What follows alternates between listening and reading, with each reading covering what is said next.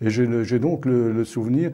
Mais alors, c'est vrai qu'il est, en tant qu'adulte, il est difficile de parler, donner l'état d'esprit d'un enfant à cette époque-là, parce que moi, je vais donner des mots d'adulte et qui vont coller avec des pensées d'enfants, des pensées d'enfants de l'époque. Moi, c'était un moment plutôt ludique. J'ai aidé mes parents à retrouver la maison.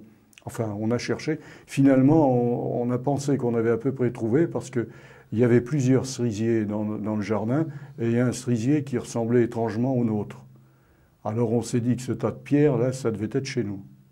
Mais quand il n'y a plus de rue, ça c'est le truc étonnant, quoi. Il n'y a plus de rue, il n'y a plus rien. Il y a des tas il y a des tas de cailloux.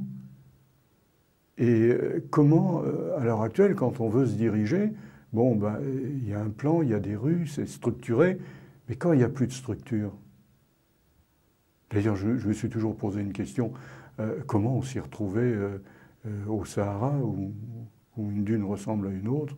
Ben, à Royan, c'était un peu ça, on ne savait pas du tout où on était. Alors on a situé un peu, parce que le cimetière n'avait pas été détruit, donc le cimetière des Tilleuls n'avait pas été détruit, donc on savait à peu près où se situait la maison, mais c'est vrai que ça a été un gros gâchis. Et sur ces ruines, là, vous aviez été frappé par les...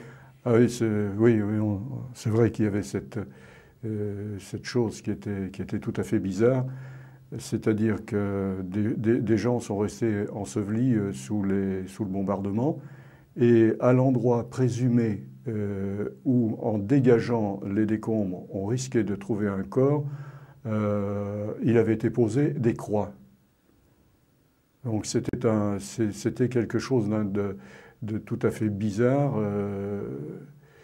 Ces croix, on avait l'habitude de les voir dans un cimetière, donc les morts allaient dans un cimetière, mais des morts comme ça, sous des tonnes de gravats, c'était inhabituel pour un enfant qui n'a jamais été confronté à ce genre de choses. Des adultes, ils ont réalisé. Alors ça faisait quand même une atmosphère pesante. C'est vrai que au moment du déblaiement de Royan, il y a eu quelques précautions, je pense, pour dégager ces endroits où il y avait un corps présumé.